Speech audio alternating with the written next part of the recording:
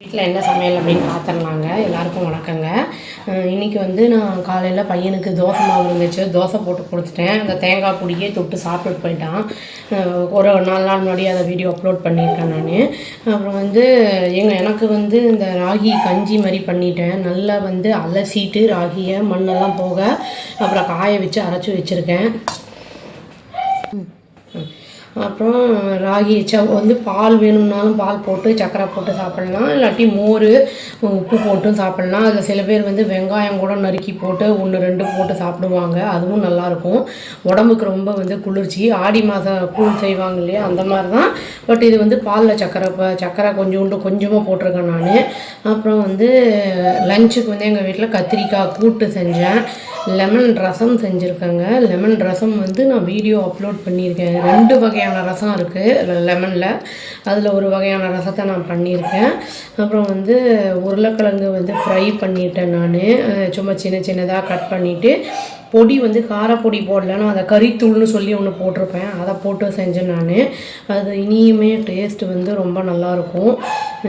Chilli ஊறுகாய் இப்போது ரீசெண்டாக அதுவும் அப்லோட் பண்ணேன் நான், அந்த பச்சை மிளகா ஊறுகான்னு சொல்லிட்டு. அது ரொம்ப நல்லாயிருக்கும். அது மோர் சாதத்துக்கெல்லாம் வந்து தொட்டு சாப்பிடும்போது.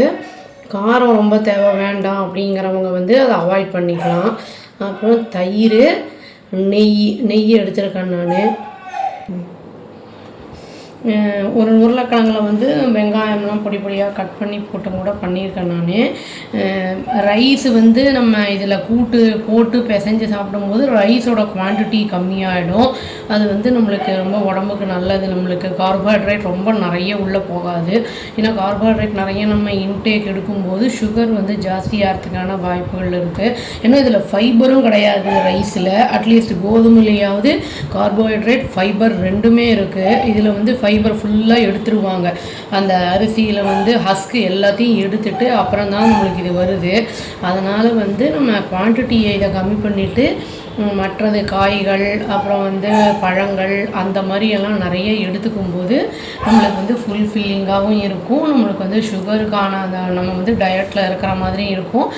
அந்த சைமல்டேனியஸாக நம்ம வாக்கிங்கும் போகும்போது சுகர் வந்து கண்ட்ரோலில் இருக்கும்.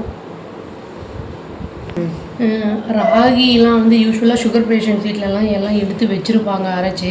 அந்த மாதிரி இருக்கும்போது வந்து நம்ம சாதாரணமாக குழந்தைங்களுக்கே கூட சப்போஸ் பொருளே இல்லை அப்படின்னா கூட வாங்கிட்டு வந்து தான் செய்யணும். அப்படிங்கும்போது இந்த மாதிரி செஞ்சு கொடுத்தோன்னா ஒரு திக்காக இருந்ததுன்னா 1 கிளாஸ் குடித்தாலே குழந்தைங்களுக்குலாம் போதும், அதுவே ஃபுல்லாக இருக்கும். இது ராகி கம்பு அந்த மாதிரிலாம் வந்து கஞ்சி மாதிரியோ இல்லாட்டி வந்து களி மாதிரியோ செஞ்சு கொடுக்கும்போது ஹெல்த்துக்கும் நல்லாயிருக்கும். களின்னா சைட் டிஷ் ஏதாவது வேணும்.